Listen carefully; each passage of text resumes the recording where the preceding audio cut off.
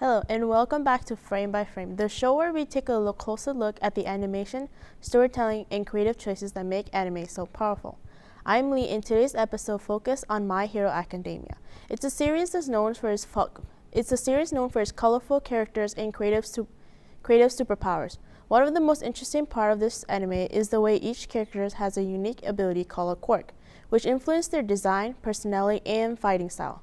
Today we're going to break down how the show used animation, colors, and character design to make each power feel unique. To start, we've prepared a short overview video that highlights some of the characters and powerful features in the series. Let's take a look.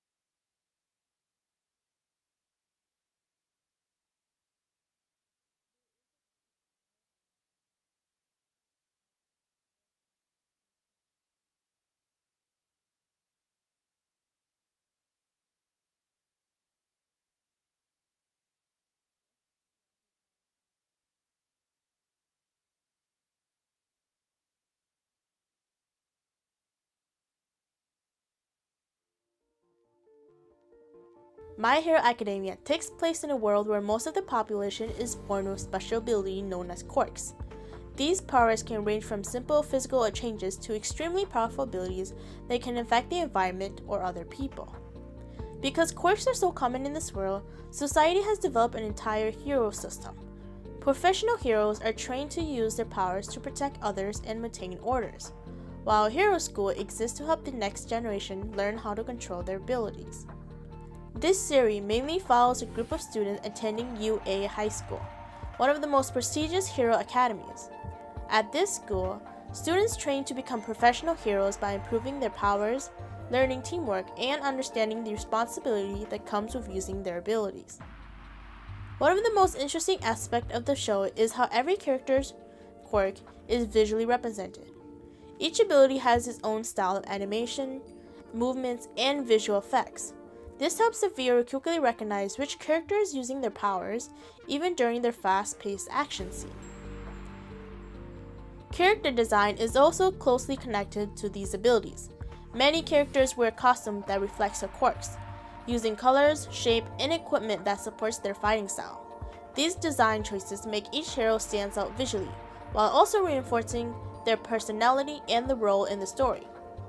The animation studio behind the series focuses on energetic movements and expressive action scenes. Fast camera movements, strong visual effects, and exaggerated motion all help emphasize the power and impact of each abilities. Because of these combination of creative powers, distinctive character design, and dynamic animation, My Hero Academia creates a world where every character feels unique and memorable.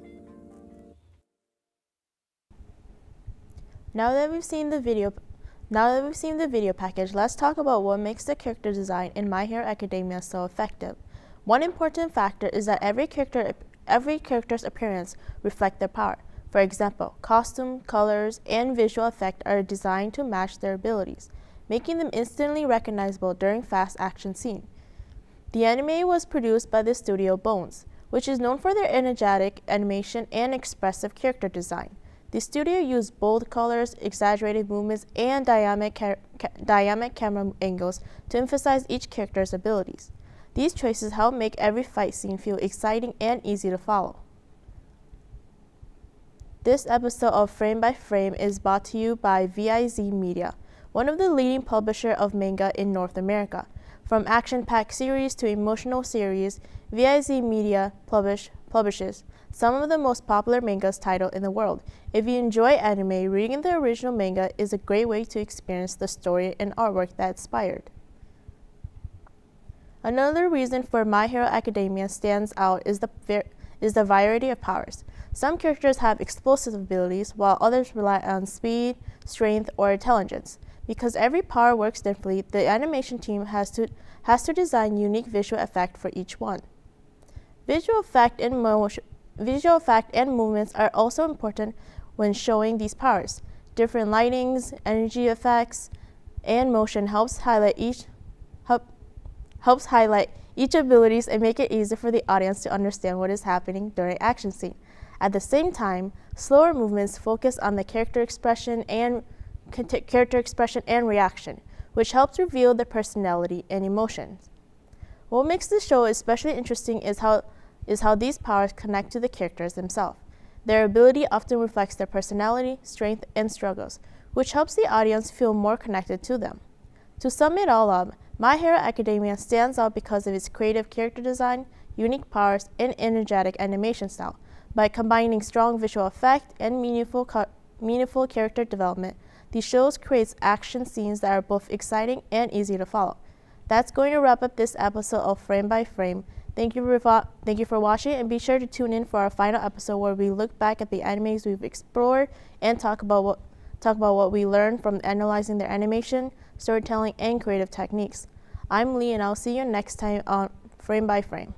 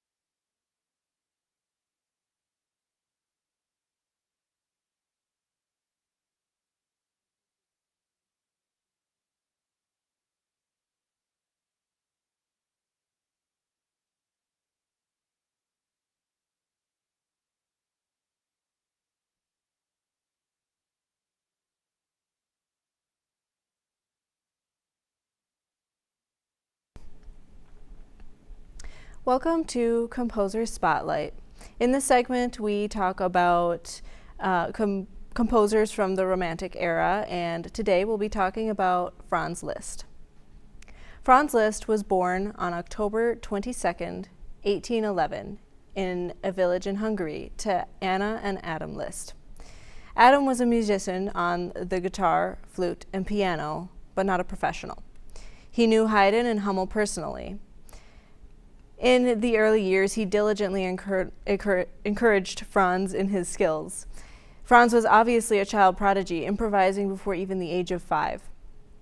He was exposed to music through attending Mass and traveling Romani bands that toured the Hungarian countryside.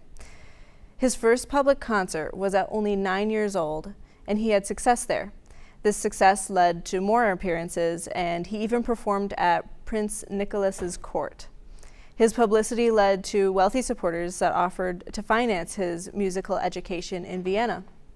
Once there, Karl Czerny, who had been a student of Beethoven and Hummel, was already a very busy teacher, but begrudgingly agreed to listen to Franz play. He was so impressed by his audition, he taught Liszt for 18 months free of charge. He only stopped when he felt as though there was nothing left to teach. Franz, always grateful for his teacher, dedicated the Transcendental Etudes on their 1830 republication. He received lessons also from Antonio Salieri, a music director who had also taught Beethoven and Schubert. He was highly impressed by his sight reading and improvisation abilities, much like Czerny. In 1822, Liszt's public debut in Vienna was a great success, and he met Beethoven and Schubert. Adam Liszt moved the family to Paris to build on Franz's success, as Paris was the center of the artistic world at the time. They were able to do this because of the significant money that was made from his concerts. He had hoped to get into the Conservatoire de Paris, but even with a letter of recommendation from the Chancellor of Austria, the director of the Conservatoire refused his entry as they didn't accept foreigners. Liszt studied under other gifted musicians during his time there instead. His father, Adam, suddenly died of typhoid fever in 1827 when Franz was 16. For the next 8 years, he lived with his mother in Paris. He gave up touring and started teaching lessons in order to earn money. With students scattered across the city, he often taught from early morning to late at night. He had stopped composing after his father's death, but in 1830, 3 years later, the July Revolution inspired him to write a symphony based on the events of this time.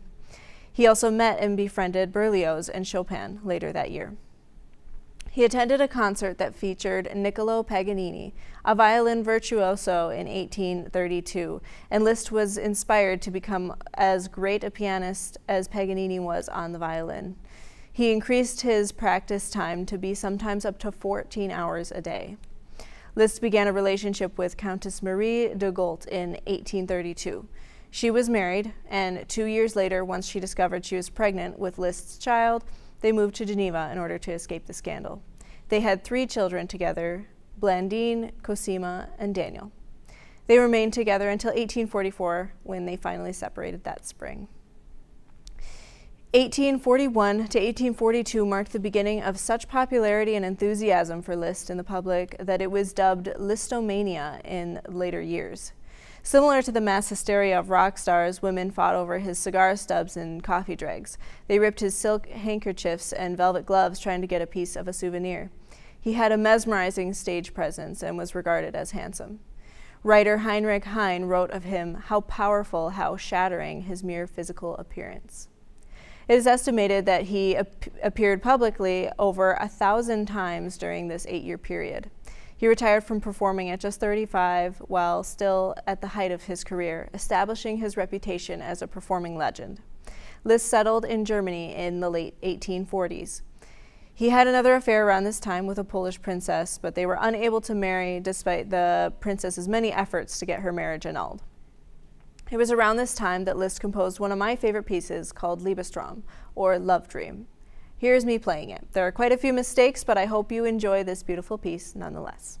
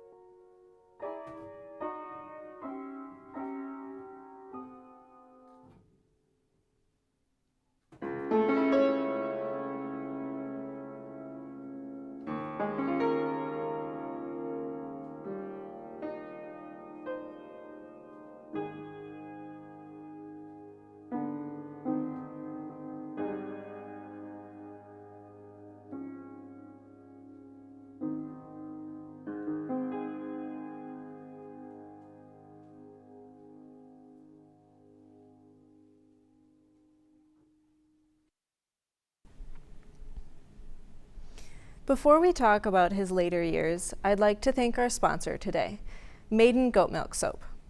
If you're looking for a natural soap option that leaves your hands smelling great and feeling better, look no further. Maiden Goat Milk Soap uses real goat milk and natural ingredients, so it works on all skin types. It is a great choice for those with skin conditions like eczema. Visit their Instagram or their website and order yours today. The 1860s marked a time of great sadness for Liszt. His son died at only 20 years old from an unknown illness, and his daughter died just 3 years later at 26, shortly after giving birth to her son. Liszt would retreat to solitary living during this time. After that, he traveled around Europe for the rest of his life, spending most of it in Rome, Weimar, and Budapest. He taught around at different academies and was involved in many musical organizations. There is an Academy of Music now named after him in Budapest. In his final years, he was in relatively good health until he sadly fell down a flight of stairs at 70 years old and suffered from a number of ailments around this time. He lived 5 more years, however, and the year he died, he performed for Weidel and Debussy, who we talked about in the first episode of Composer Spotlight, who described Liszt's pedaling as like a form of breathing. He died on July 31st, 1886, at age 74, as a result of sickness that devolved into pneumonia. He's buried now in Germany. Franz Liszt was a piano virtuoso that rocked the Romantic era.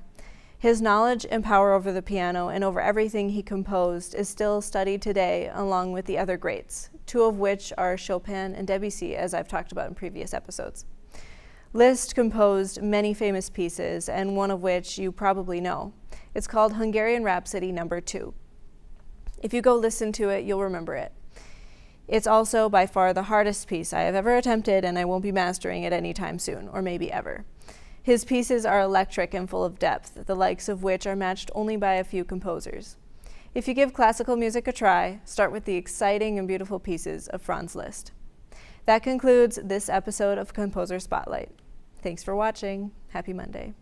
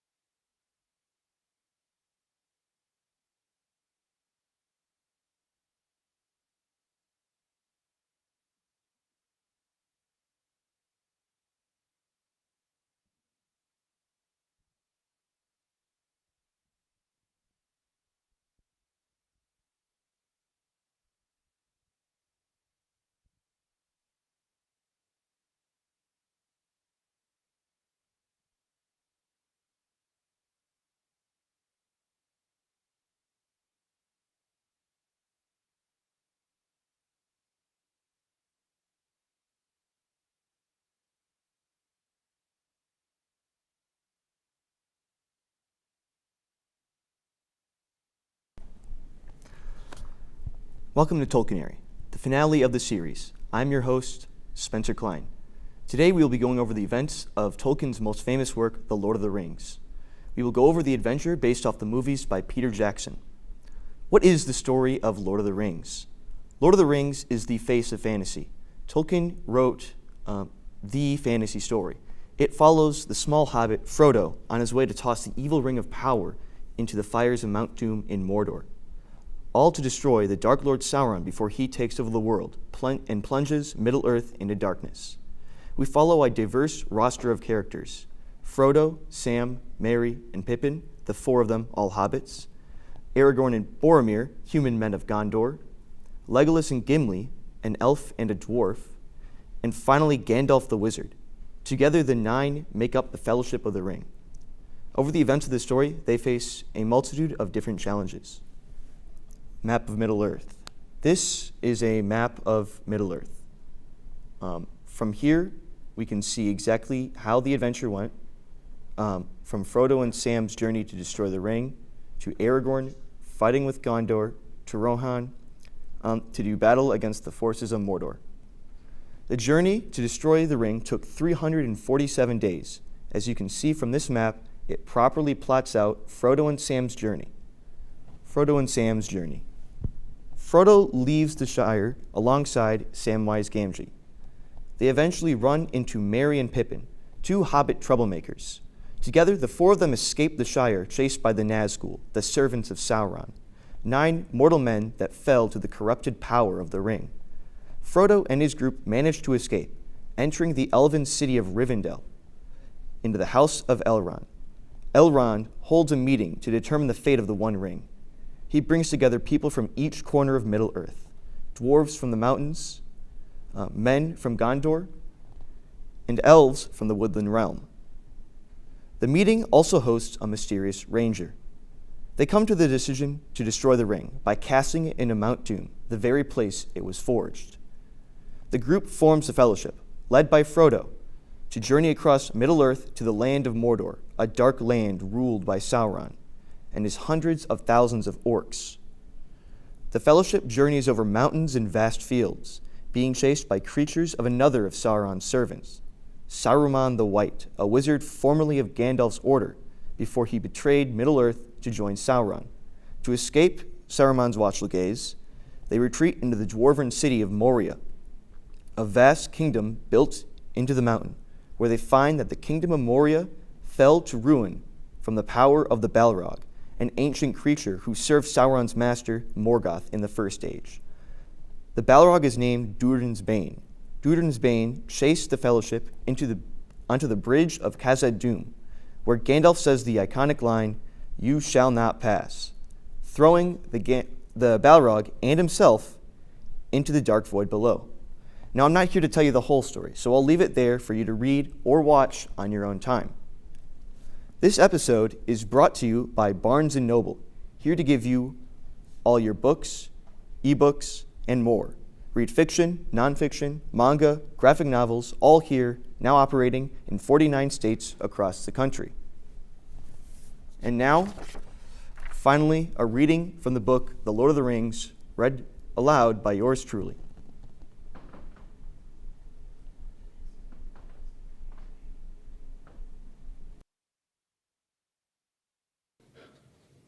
He looked up the path and could not see him as he trudged up the road. If he had looked back, he might have seen not far below Gollum turn again, and then with the wild light of madness glaring in his eyes, come swiftly but warily, creeping on behind a slinking shadow among stones. The path climbed on.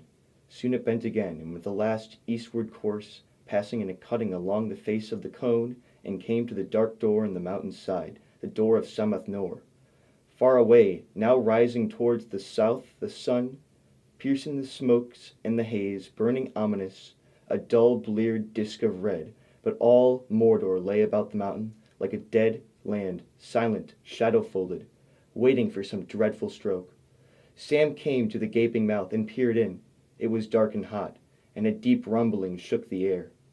"Frodo, master," he called. There was no answer.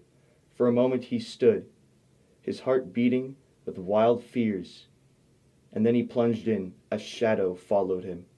At first he could see nothing. In his great need he drew out once more the phial of Galadriel, but it was pale and cold in his trembling hands, and threw no light into that stifling dark. He has come to the heart of the realm of Sauron, and the forges of his ancient might, greatest in Middle-earth. All other powers here were subdued. Fearfully he took a few uncertain steps in the dark, and then all at once there came a flash of red that leapt forward and smote the high black roof.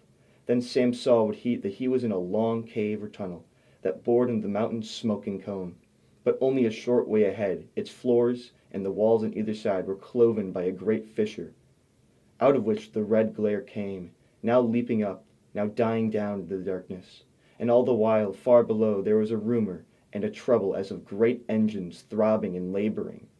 The light sprang up again, and there on the brink of the chasm, at the very crack of doom, stood Frodo, black against the glare, tense, erect, but still as if he had been turned to stone. "Master!" cried Sam. Then Frodo stirred and spoke with a clear voice, indeed with a voice clearer and more powerful than Sam had ever heard him use, and it rose above the throb and turmoil of Mount Doom, ringing in the roof of the walls. I have come, he said, but I do not choose now to do what I came to do. I will not do this deed. The ring is mine. And suddenly, as he set it on his finger, he vanished from Sam's sight. Sam gasped, but he had no chance to cry out. For at that moment, many things happened. Something struck Sam violently in the back. His legs were knocked from under him, and he was flung aside, striking his head against the stony floor. As a dark shape sprang over him, he lay still, and for a moment all went black. And far away, as Frodo put on the ring and claimed it for his own, even in Samath Nor, the very heart of his realm, the power in Barad-dûr was shaken, and the tower trembled from its foundations to its proud and bitter crown. The Dark Lord was suddenly aware of him, and his eye pierced all shadows, looking across the plain to the door that he had made, and in the magnitude of his own folly was revealed to him in a blinding flash, and all the devices of his enemies were at last laid bare. When his wrath blazed in consuming flame, but his fear rose like a vast black smoke to choke him, for he knew his deadly peril and the threat upon which his doom now hung. From all his policies and webs of fear and treachery, from all his stratagems and wars his mind shook free, and throughout his realm a tremor ran. His slaves quailed, and his armies halted, and his captains, suddenly steerless, bereft of will, wavered and despaired, for they were forgotten. The whole mind and purpose of the power that wielded them was now bent with overwhelming force upon the mountain. At his summons, wheeling with a rending cry in a last desperate race, there flew, faster than the winds, the Nazgûl and the Ring-Wraiths. With a storm of wings they hurtled southwards towards Mount Doom. Sam got up. He was dazed, and blood streaming from his head dripped in his eyes. He groped forward and saw a strange and terrible thing. Gollum, on the edge of the abyss, was fighting like a mad thing with an unseen foe. To and fro he swayed, now so near the brink that he almost tumbled in, now dragging back, falling to the ground, rising and falling again. All the while he hissed, but spoke no words. The fires below awoke in anger, and the red light blazed, and all the cavern was filled with a great glare and heat. Suddenly Sam saw Gollum's long hands draw upwards to his mouth. His white fangs gleamed, and then snapped as they bit. Frodo gave a cry, and there he was, fallen upon his knees at the chasm's edge. But Gollum, dancing like a mad thing, held aloft the ring, a finger still thrust within its circle. It shone now, as if verily it was wrought of living fire. "Precious, precious, precious," Gollum cried. "My precious, oh, my precious." And even with that, even as his eyes were lifted up to gloat on his prize, he stepped too far, toppled, wavered for a moment, on the brink, and then with a shriek he fell. Out of the depths came his last wail, "Precious," and he was gone. There was a roar and a great confusion of noise. Fires leapt up and licked the roof. The throbbing grew to a great tumult, and the mountain shook. Sam ran to Frodo, and picked him up, and carried him out the door. And there upon the dark threshold of Samath Nor, high above the plains of Mordor, such wonder and terror came on him, that he stood still, forgetting all else, and gazed as one turned to stone.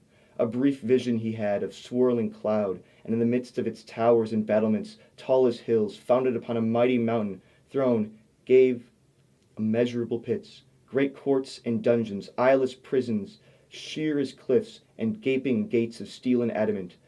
And then all passed.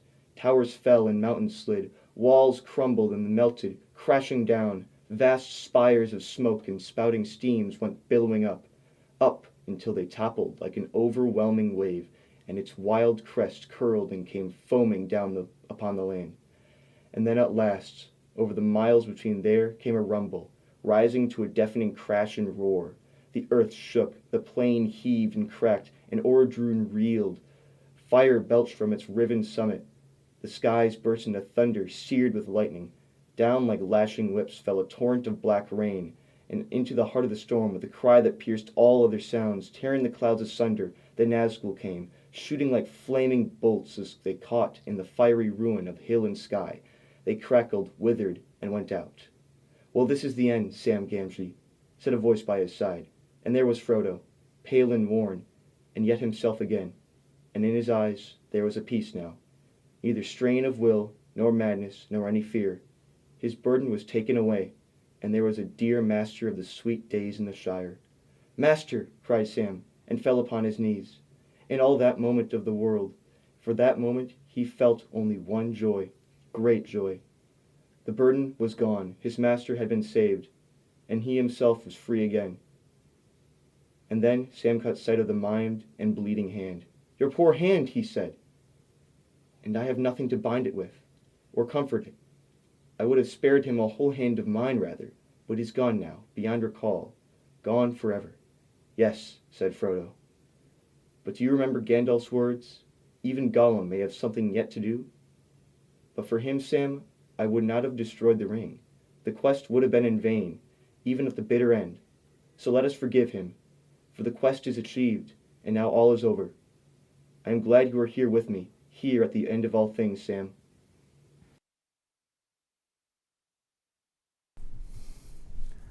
I want to thank everyone for joining me on this adventure of Tolkienary. This is all we have time for the finale, and I'll see you all next week for the epilogue.